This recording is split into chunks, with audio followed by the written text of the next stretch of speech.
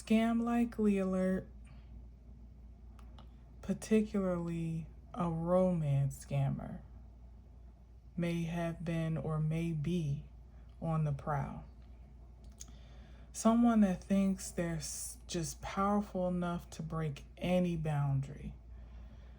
They think that they can pretty much charm the pants off of anyone or charm their way into anything. For them, seduction is a sport. And not for nothing, one that they're pretty damn skilled at. Up until they weren't quite skilled enough. The energy that I channeled in the pre-shuffle today came across a particular opponent or a target, if you will. And they saw something that they wanted and they decided to take it, since that is their philosophy of life after all. They saw goodies.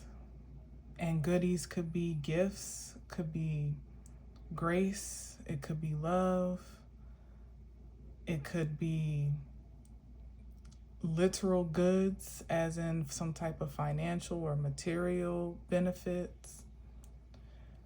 They saw something that they wanted to have, or they simply saw an opportunity to leave something behind. And that something would have been disgrace.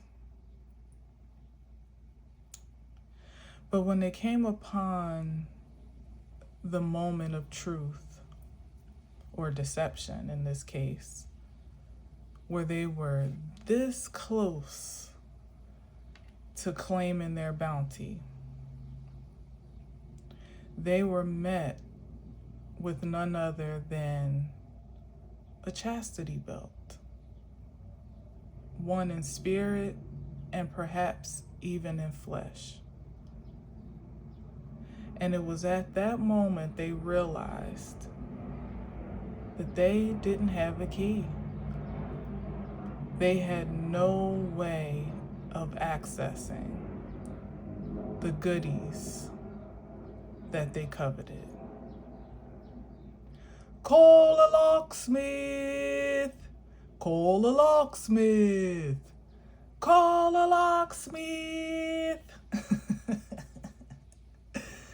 For those that may not know, that's an infamous line at the end of Robin Hood, Men in Tights, where just as Robin is about to get the goods from Maid Marian, he encounters her chastity belt, of which he realizes he does not have the key. And so he begins calling through all the land for a locksmith. And the movie actually ends that way, so we never do find out whether or not Robin got up in there. But it's implied that he probably didn't. And why? Because he probably wasn't really worthy to. So, what's up, everybody? I'm Danae. I'm here with a message for you. Today is June 23rd, 2026. Let's see what time it is exactly. Oh, shoot, it's 12:09 again. Yes, my birthday time. It's 12:09 on the dot. That's crazy. I swear I didn't do that on purpose, but it is interesting. And that was your pre-shuffle message. So, honestly, there was a lot of emphasis on the scammer or the scoundrel, perhaps, but really the highlight of the story is something that I didn't really share, which is that not only were the intentions, the shallow intentions, maybe even deceptive intentions, met with a block and a boundary that couldn't be crossed. What I also saw is that the intended target or object of infliction, if you will, also had the the ability to see the intentions of the propositioner. So I believe that it's a matter of not just the hardware and the physical and even spiritual, perhaps, boundary of protection that kept someone from being, kept someone's sacred space from being breached entirely, at least, but it was also energetically someone's ability to foresee a misalignment and perhaps to arm themselves accordingly as a proactive measure of protection before there wouldn't even need to be necessarily a reactive one. So it seems to me that someone was met with actually layers of a security,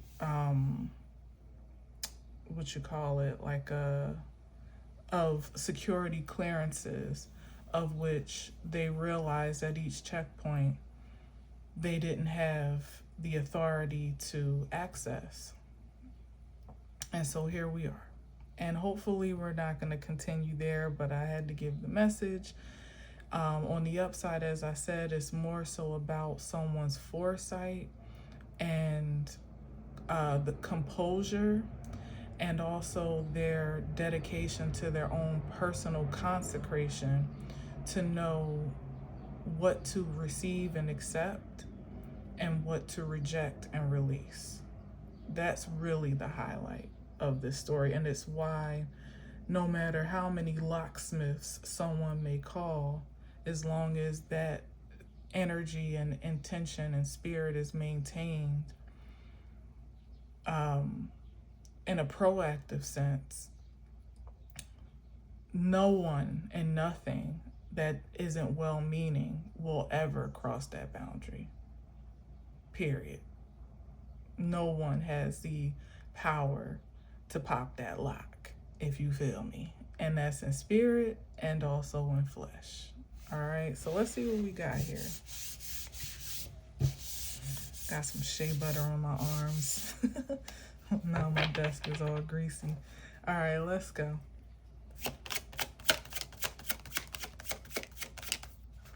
And it could even be as spiritual as someone wanting to breach your auric field, even from a projective standpoint.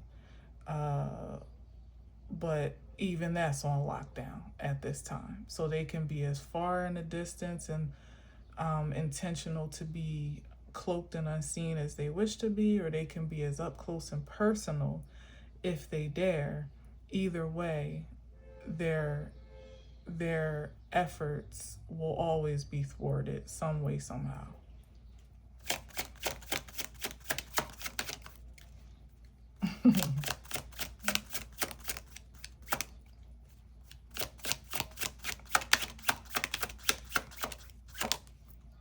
And get into it. Like, I don't want to be offensive, but I gotta say this. I literally laughed to myself when I heard "Call the Locksmith," because that movie is funny as hell. But the title of it struck me as well. Robin Hood, Men in Tights. We know the story of Robin Hood, and generally he's supposed to be like a good thief, robbing from the rich, giving to the poor. It was a bit of a parody, this movie was, so there was some twists and some angles, but what I was zeroing in on as I channeled that was somebody presenting themselves. As I said, I started as a romance scammer, presenting themselves to have an interest in one regard when they may actually be interested in something else altogether, if you feel me. So of course that can be that can refer to the ulterior motive of someone wanting to gain something from a connection or from some type of contact or whatever, that is not romantic or not even honorably intentional, but it literally could be the deception of in the practical sense, someone claiming to be interested in women and they're actually interested in men, or the other way around, whatever's clever. Take it as it resonates, but either way, it just adds another layer to someone's deception, their character of deception, their deceptive character, I guess I should say. Six of Pentacles. What goes around comes around, though. What's that Six of Pentacles about? Because I feel a funny energy off of that, like someone trying to take liberty and advantage over resources. Yeah, I did see that in the pre-shuffle, that they want to like become an executor of some type of account or estate or something like that, to the point where they become they get close enough access or intimate enough access that they begin to control where things go or how things work and move and grow or not, and so forth. Like, simply put, like somebody, like a romance scammer, wanted to connect themselves to a wealthy partner so that they can ultimately gain access to their accounts. To do what? Either spend up all their money or use it to their advantage, or to run away with it and leave them depleted. And again, that could be gifts. What was that? Yep, look at that. Three of Swords. Heartbroken. That could be gifts, that could be talents, that could be energy, it could be money. Like I said, it could be just the best of someone's time and essence in this life. Like, to someone that just want to kind of absorb whatever they can siphon or whatever they can get. With really no intentions of reciprocating. And that's probably why I feel funny about the Six of Pentacles, because they're usually, it's like I said, what goes around comes around, cause and effect, give and take. But this is someone that's looking more to take and thinking that they may have found a vulnerable mark or a target. Certainly not so much willing to give. They may not even have anything to give. Like, there's the romance right there. Maybe even someone from the past, or that you have an emotional connection to. Could even be family. Doesn't have to be romantic, but there's definitely either an intention to rekindle an old connection or to forge a new one that would ultimately incubate trust, so someone can gain access. So someone presenting themselves to be sincere, well-meaning, loving, caring, compassionate, safe, all of those things, non-threatening, to have someone's best interest in mind or at heart. But not the way this started for me. I'm not buying it. This is beautiful in the upright and an honorable sense, in a sincere sense, but that's the only thing worth taking a chance on, and maybe we'll figure out how you know the difference through the message. But let's see. Oh, that's the Hermit card. Being connected with self and completely in tune with your inner knowing, and also never allowing someone to breach that or diminish that connection that you have with your supreme self, your guides, your ancestors, like your spiritual essence. And a lot of times when people mean to be deceptive, that's usually the main thing that they will attack, to have you feeling like you're crazy for thinking a certain way or having certain practices or beliefs, or that you're misinformed, or they'll question your the validity of your beliefs and your wisdom, your come from, you know, things like that. It may be even subtle at first. Sometimes people actually pretend to be intrigued or invested or interested in what you believe, how you live your life, what you practice, your values, there it is, before they slowly but surely begin to break them down or pull you away, distract you from here it is, the chastity aspect, to disgrace you, to pull you away from the things that you value and deem reverence as holy or important or of high value or high honor or whatever. Subtly, they can pull you away by distracting you with the opposite, you know, or things that even may seem to, again, not be so harmless, but just something different from your norm, a deviation from your program or your routine or your practice. And at first you'll just be thinking, oh, this just might, you know, just be something new to explore or whatever. But I think it's the moment where you feel like you begin to lose yourself and lose sight of the things that are a reflection of your true identity or an extension of it, that, you know, you may have been love bombed or you may be getting scammed, because someone that really has your best interest at heart would want to support you, you know, especially in the ways that, I mean, if there's just no agreement with practices or understandings or beliefs and such, then that's just called an unequally yoked partnership of which no one benefits. And that's immediate cause for disconnection. But if you are truly in a connection that's supposed to be as sweet and reciprocal as this one, then there should be a foundation of support there where you don't feel like you have to compromise yourself or what's important to you. And when someone enters your life, it doesn't feel like they're pulling you away from everything that you hold dear, near and dear. They're actually adding value to it, maybe truly exploring it with you or helping you expand upon it, you know, things like that. But let me get one more here. I'm not going to be too long. I got some business to handle.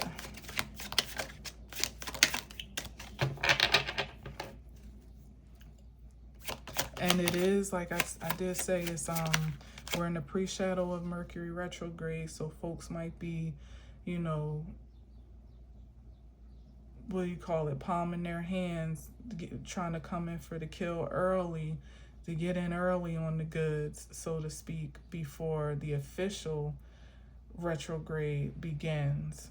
Oh shoot, and that was in Cancer too. Yeah, somebody might be trying to literally, it feels like backwards. You know how usually in the winter time is like cuffing season, when people try to get in for the winter and have somebody to snuggle up with or cozy up with or whatever for the fall and winter.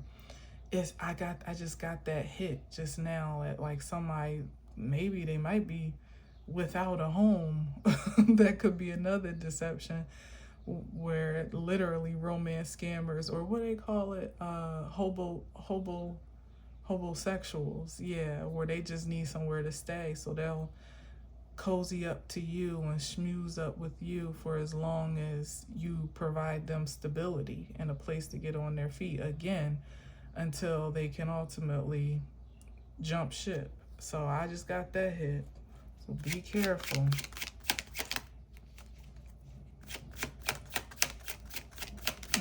Yeah, that's a thing right there, especially with that Six of Pentacles. I'm looking at this person like begging for these breadcrumbs in a sense. It might just be out of sheer desperation that people are circling the block for refuge. And in that case, it could be just purely out of survival, or it could be with malintentions, but either way, it's not beneficial to the person in the receptive position, you know, like the receiver of this proposition or proposal. That doesn't add any value to your life, not really, especially if there's bad intentions, but maybe even if there isn't. So don't let your heartstrings be tugged too much to feel too bad for people. Like I said, seeing the handwriting on the wall before it's even written, if you feel me. Like, nah, don't let your heartstrings, I don't know.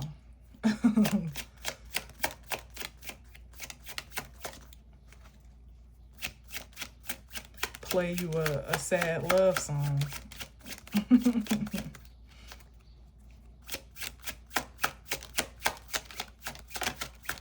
Alright, can I get another or am I moving on? What's up? 3 of Cups. Yeah, and that's what Wheel of Fortune. Yeah, and that's what I get. It's like that distraction will feel real good to you and seem like a good time at first until it's not, you know. But we got the Wheel of Fortune here that is either something destined or come to a close, or something that is destined to come to a close. There's some closure here that's inevitable.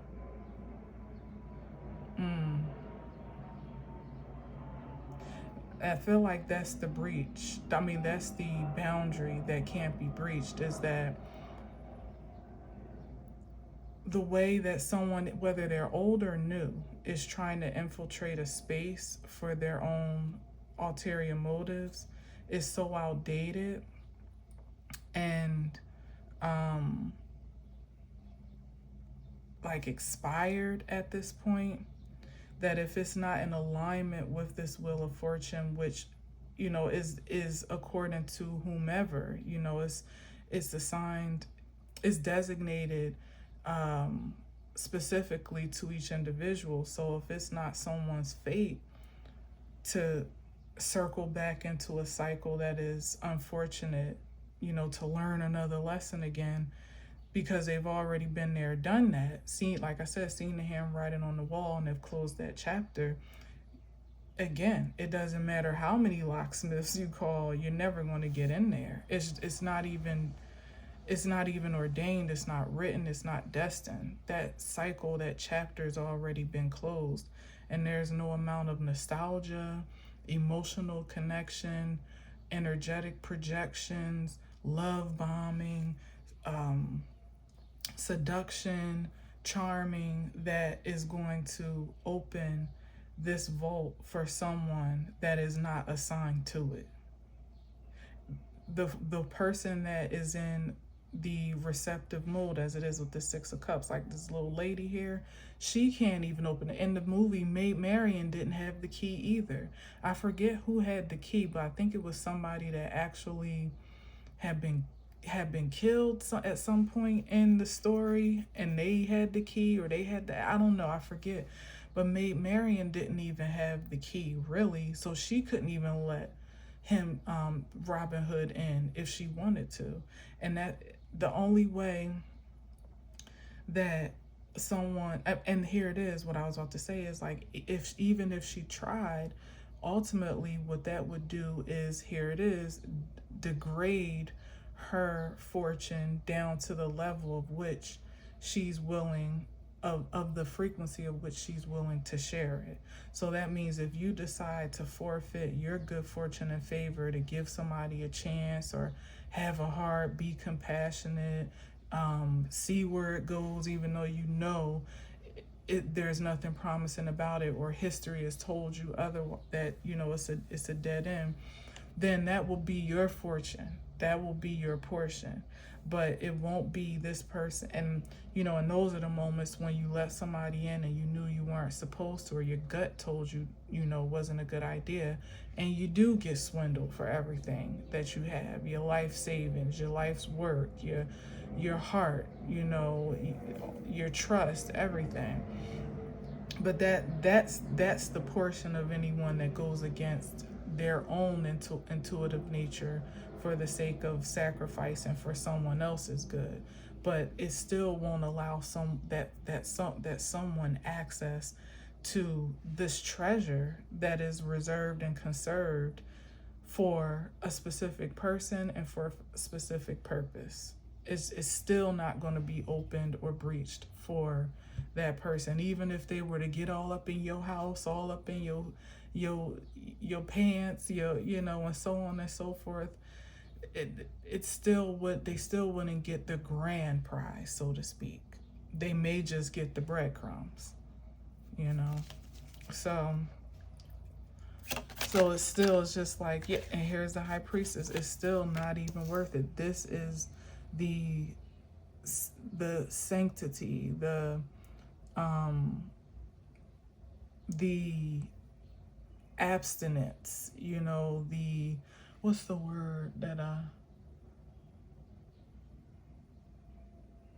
I don't know, like this is the grace and of the standard of grace of that someone upholds for themselves, which allows them to see when there's danger approaching, or when there's something questionable in the mix or in the works, and to align themselves with the divine for protective purposes accordingly, which ultimately does protect that fortune and favor and their fate from being on the bottom of this wheel to the top, you know, because like I said, we all have been, just like the Six of Pentacles, on either side, up or down, mostly for the purposes of learning lessons, so that we know what to do, what not to do, what boundaries to create, and what boundaries to, I mean, very few, not so often boundaries to break, but at least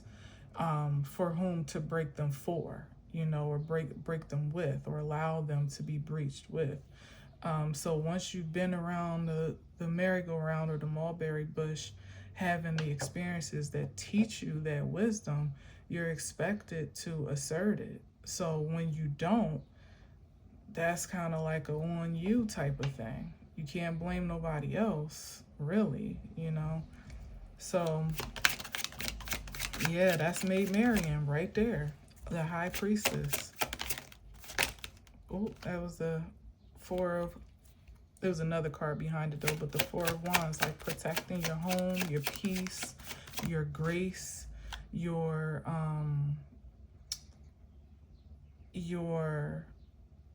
what is the word that I'm looking for?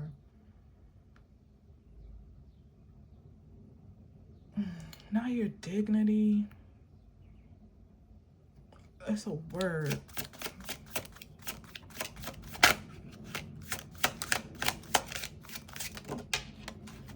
Ooh, Chariot flipped down in reverse. But you know what? In the pre-shuffle, I saw this Chariot as like this determination, but it was coupled with the Devil. And I wouldn't be surprised if that's that energy here. But like I said, it's like seeing something coming full speed ahead, you know, all gas, no brakes, and still being like, nope, stop right there. You know what I mean? Like, or like I said, they get to their destination, get to that mark, and they still can't go any further. So something has come to a screeching halt, or someone's plans or intentions came to a screeching halt. In this case, maybe even before they even started. Because the Chariot didn't even pull out the spot yet, it looks like. So it was doomed before it even began.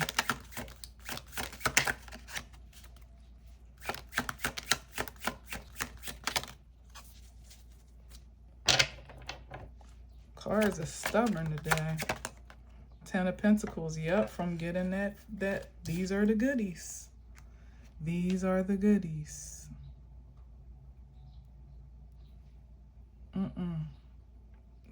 They never made it.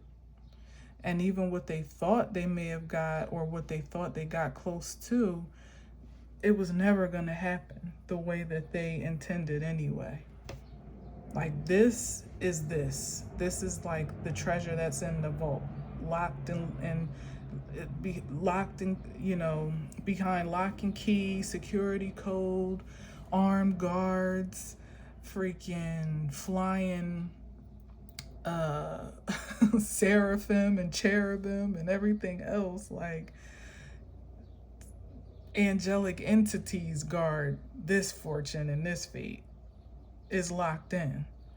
So if you don't have the proper identification upon approach, shoot, you might that you might get shot down, literally,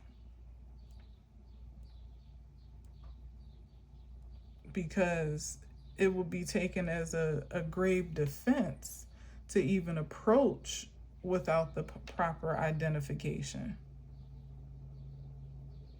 And it was like somebody thought they, like I said in the beginning, they had all the power to breach any boundary, to push their way through any auric field, through to pop any safe, or whatever. And I don't know why they were so misinformed, but the bag is secured, as it said. It's still just as secured as it's ever been. Both of these in the upright, but the energy that was approaching is not. They are very much so not secure. They actually might be in distress with the overturned chariot. That ain't never good. This could even, practically speaking, literally someone en route to come cause some hurt, harm, or danger, or intrusion, or present some deception or whatever, and they get into a car crash. That's literally that.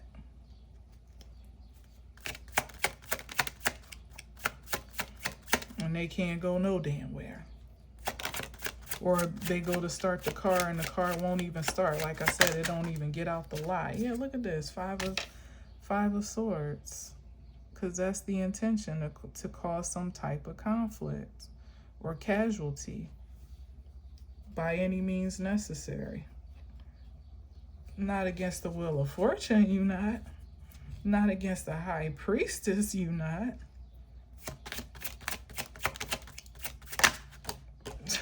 Okay? No, you wasn't. You never was. And any lick that you may have gotten in or tried to get in, my God, you sure better strap in for the backfire. It's not, in the end, it will not prove to be worth the lick.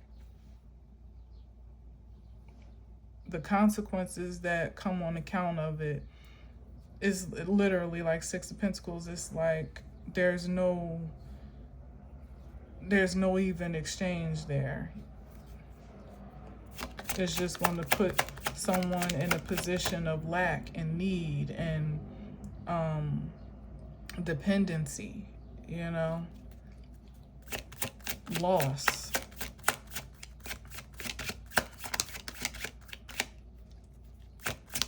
And the Chariot in reverse is also an indication of something being unsuccessful. Could have been an unsuccessful attack. Look at this, and the Ace of Cups. No, you wasn't. This is what's being protected by that chastity belt.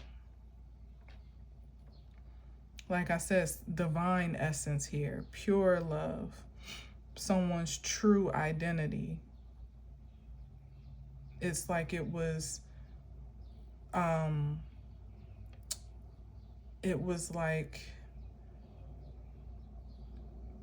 shielded behind a veil of some sort. So just like in the movie Robin Hood Men in Tights, like it wasn't until the whole time Robin thought, he was going to get that thing from the moment he met Maid Marian. He had no idea how protected she was, like to that extent, until the final hour, the bitter end, literally the bitter end of the movie. So it's like somebody's true identity or the protection that they carry was so evasive, I suppose, that it allowed someone to believe that they could have access by doing a series of things. Because it's been a long time since I watched that movie, but I feel like he thought if he kind of proved his bravery or his loyalty in some type of way, it would earn her hand or her, her favor. And ultimately, he did a series of things that were by the aspects of the movie, I guess, honorable or whatever. But like I said, still not worthy enough to have access to something so precious and so sacred. He wasn't trying to marry her. I don't think he did. If I'm not mistaken, I don't think he married her. So, it's like somebody thought they could do just enough or do what, their typical 1-2, and it would open the gates of heaven, so to speak, in spirit or in truth to them. Maybe actually with this Wheel of Fortune here is definitely something super. But they didn't realize that the criteria was established from a higher authority, of which, as I said, even Maid Marian didn't have the ability to say yay. Well, she did, but with detriment to herself. So a true high priestess is not going to sacrifice themselves on account of anything less than what is divine. And a divine supreme source doesn't require for a high priestess to sacrifice themselves, maybe to sacrifice some things, some people, some places from their auric field in order to purify it for the purposes of solidifying that covenant with the divine, but not to sacrifice self, not to be a martyr of any sort or lay life on the line. No, it's not given that. So therefore, the intended target was never, it's like, this is real primitive, but like, and people hardly do this anymore unless you're particularly traditional, but it's like asking someone, a traditional lady, let's say, for their hand in marriage before you speak to their father, or the father figure in their life. Yeah, of course she has the right to say yes or no or whatever, but for all intents and purposes, in this case, there was a misstep. Like, you would have had to have appealed to the supreme force of that family, let's say, or that bloodline or whatever, or this I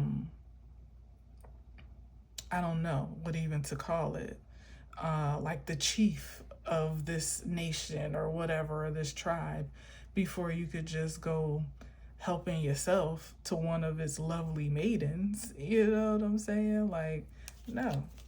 The ones that give life, that bring life into this world, that are keepers of divine secrets, of truth. They, like, you were never going to have, if that's all the treasure is, that's precious enough. If it's nothing material, and that could have also been the thing, that someone was seeing someone for a material gain or come up, but didn't realize that supreme essence of them was far more valuable than what they thought they could gain materially. And that was the thing that came with superior security, of which you would have had to appeal to a higher authority, i.e. have ascended yourself to the appropriate levels to even present yourself to be a viable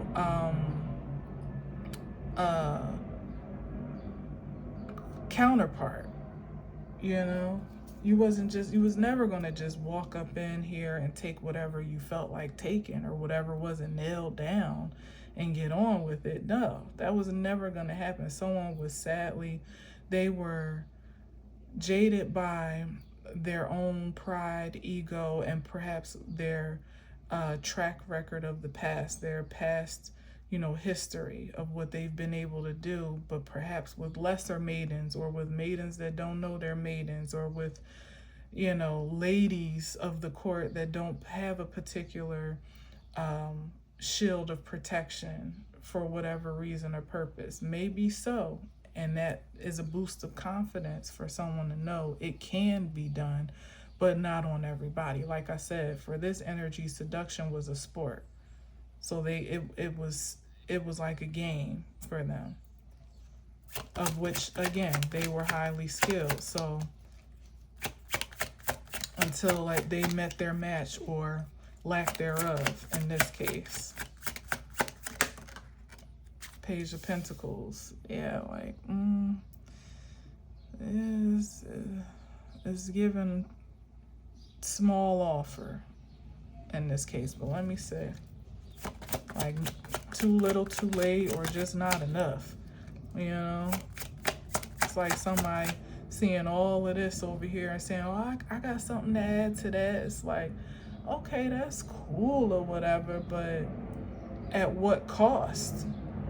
You know what I mean? Like, it's one thing to add that value, and it's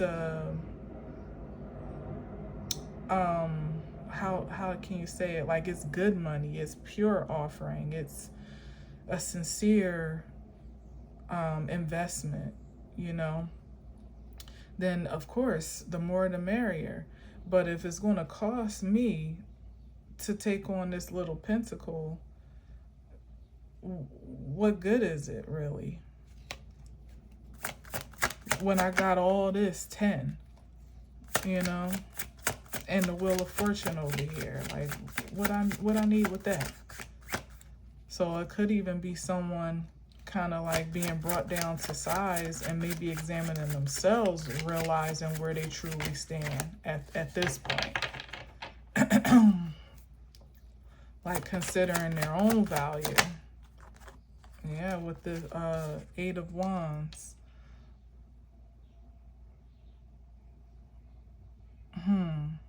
And that's either someone getting like inundated with wake-up calls, like realizations and awakenings of, again, who they actually are and what they amount to in the grand scheme of things, or brought down to earth. I'm seeing that as well. And I'm also seeing like someone wanting to like flood someone's like inbox, or phone, like hella phone calls, or emails, messages. Like, somebody wants to be able to, or projections. There it is, like, to project all of this energy where they again can't get but so close, where they know they've already been like their value has already been exposed, or it'll be evident on sight, like how I don't even want to be shady, but just how little someone truly has to offer. So they project all this energy again from a distance. But like I said, if this is the source, that's like having a quarter for a payphone in this day and age. Where you going to find one? And that's working at that. And that still even cost a damn quarter. You know, any payphone that still exists at this point is like a novelty, like some type of relic or something. So it's like somebody don't even have, like, what is it? Like, they don't have the range of either connection, communication, or again, skill set to reach the spaces that they're looking to connect with. Again, whether that's somebody personally, in person, that's somebody energetically, physically, emotionally, psychologically, spiritually, whatever their intentions is, they ain't got enough to make the call. Because the High Priestess over here communicating telepathically on a secure line, And like I said, this person is on a payphone, or maybe a rotary.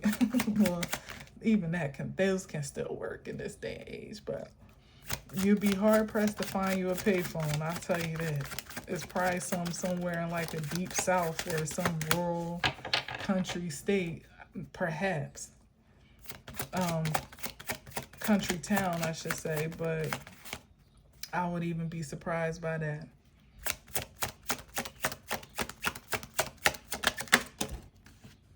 Ooh, see it. Yeah. Look at this, the Two of Pentacles. They ain't got enough. It's like getting to finally finding the last remaining payphone in all of the land, and you got your quarter in hand, but you get there and you realize, shit, it's 50 cents.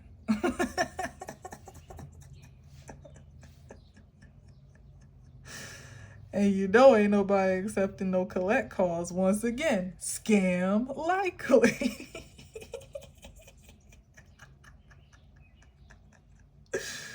This is hilarious. Spirit be funny as hell sometimes, and petty. But anyway, so I guess, like I said, all that to say, as I did in the beginning, do as they may, you know, as long as the posture is devotion to self, consecration between self and the divine. And that just literally means just like reverencing your own personal integrity if it's not religious, and even if it's not spiritual for someone. It's just knowing what you're worth, knowing your value, and not accepting a penny less. You know, not being swayed to sacrifice that value for anything because you realize that nothing is worth it. It's especially not for the sheer novelty of saying you were nice or charitable or kind, you know what I mean? Like that doesn't, because you invite a homeless person into your home to be nice and kind, because hell, that is a pretty charitable thing to do, but not knowing the nature of that person is to take advantage, perhaps, of course not all people, but to take advantage, and certainly out of scarcity or desperation, won't want to leave. And next thing you know, they didn't establish squatters' rights, and now you got a roommate for God knows how long, you know. And that could happen literally, or that can happen romantically, that can happen familially, platonically, any which way. And I'm not saying that there isn't an ordinance to help those in need at times. Hell, I've been the product of a helping hand far too many times, and I believe it's because when I have it, and even sometimes when I don't, I'm a charitable spirit, you know. So it's that circling back around energy that just repays itself. But there's still boundaries that get to be established and maintained to protect what is something that is far more valuable and precious than benevolence for benevolence sake. You know, there's something that your wealth, your gifts, your love, your identity, your truth, your skills, your knowledge and wisdom are destined to contribute to people that are assigned to benefit from that. And usually it's not those that are just looking to take with either no reciprocation or at least appreciation. This is an energy that doesn't have it to give back, and they don't really intend to. And they're not even going to truly, sincerely appreciate what's given when it's all said and done, because there's some sense of entitlement to it in the first place. So, you know, keep it on lock. If you know like I know, whether, again, that's in spirit or in truth, and be proudly selective of who you share the best of yourself with, because you don't owe anybody anything. And anyone that is in alignment or divine, ordained, anointed match to share in this energy that you have, to maybe be a steward with you of your riches and your wealth and your fortune in whatever capacity, will go through hell and high water to prove that they are worthy of it, really with no feeling of entitlement to actually getting it. But it'll be a devotion just to present self-worthy, to prove self-worthy, to put your, present or propose your best offer or your best self before anything else, and still being content with the choice being the feminines altogether, or whomever is in that receptive position. Being respectful of that position. So, anyway, there's a clown. Otherwise, yeah, they'll be willing to work for it, and already have. And not even just like working to get themselves in the door again to just reap all benefits of something that they don't have any intentions of adding value to. It's working on self to be best for self, because that's the desire personally first and foremost, and then saying, you know what, I see where I could add value there and where that value could be added unto me. But that's the Six of Pentacles in an upright exchange, and love in a sweet balanced sense in the Six of Cups. Not somebody pulling the lint out of their pockets and seeing what you got over there and deciding, well, they got enough to share. They got plenty. And I'm going to go get it. Or I'm good for it, or whatever. Like, get out of here. Get out of here. Yeah, justice, exactly. Yeah, we got divine authorities on this case. So that's what I'm saying. It's like, that's the lock and key right here. Justice. If you cannot justifiably present yourself or prove yourself to be worthy of access to such a vault of treasure, to such a sacred space, a precious place, it doesn't even matter if the high priestess was charmed out of her robes. You still ain't getting through that chastity belt, because the divine says so. So you're going to have to take that up with the higher authority. But when you knock on that door, you best come correct. And no, they don't accept no collect calls. You got to come in person, come as you are, and prepare to be transformed. Otherwise, just stay home or find somebody else to scam. And good luck with that in this season, because that's not going to end well, even against the unsuspecting. It's still going to be a backfire effect, because it's just not admissible to divine order, harmony, and balance in this season. If you ain't working for that, you ain't working. And your bank accounts and the benefits or lack thereof are going to speak to that reality. All right, so anyway, thanks for listening and watching. Until next time, as always, I leave you with peace.